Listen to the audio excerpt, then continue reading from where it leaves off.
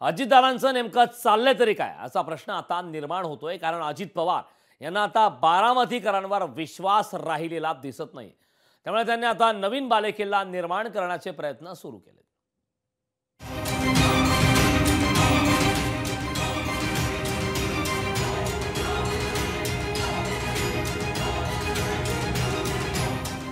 बारामती लोकसभा मतदारसंघात सुनेत्रा पवार यांचा दारुण पराभव अजितदादांना सहन करावा लागल्यानंतर अजितदादांनी बारामतीकरांची चांगलीच धास्ती घेतली आहे।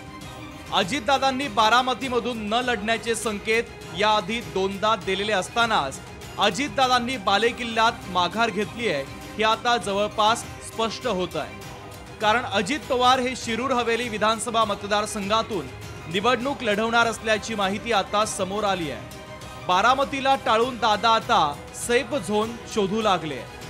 शिरूर हवेली विधानसभा मतदारसंघात जिथे सध्या अशोक पवार विद्यमान आमदार आहेत, जे शरद पवार साहेबांशी एकनिष्ठ आहेत, स्वाभिमानी आहेत, त्यांच्या विरोधात शिरूर हवेलीतून अजित पवार उभं राहण्यासाठी तयारी करतायत असं जर असेल, हे जर खरं असेल तर आम्ही त्यांचं स्वागत करतो। मी तिथलाच मतदार आहे। आदरणीय शरद पवार साहेबांना मानणारा इथला स्वाभिमानी मतदार निश्चितच त्यांना या निवडणुकीमध्ये काय धडा शिकवायचा ते शिकवल्याशिवाय राहणार नाही।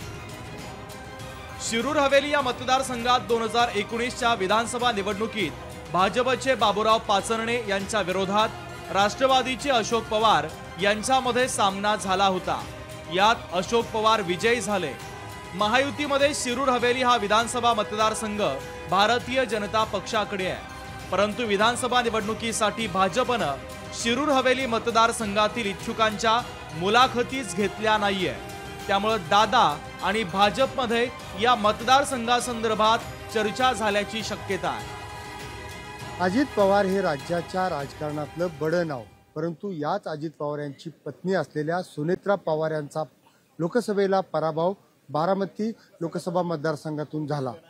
तोच दगापटका पुन्हा होऊ नये म्हणून बारामती विधानसभा मतदारसंघ टाळून अजित पवार हे आता शिरूर हवेली विधानसभा मतदारसंघातून निवडणूक लढवणार आहेत। बारामतीमध्ये झालेल्या सुनेत्रा पवार यांचा पराभव अजितदादांना खूप काही सांगून गेला आहे। बारामतीकर हे आपल्या काकांच्या पाठीशी आहे हे अजितदादांना आता कळून चुकलं आहे। त्यामुळे बारामतीकरांवरचा अजितदादांचा विश्वास उडालेला आहे। आता अजित पवार दुसरा बालेकिल्ला निर्माण करण्यात कितपत यशस्वी होणार हे होणाऱ्या निवडणुकात सांगणार आहे। पुण्याहून चंद्रशेखर भांगेसह ब्युरो रिपोर्ट, लोकशाही मराठी, मुंबई।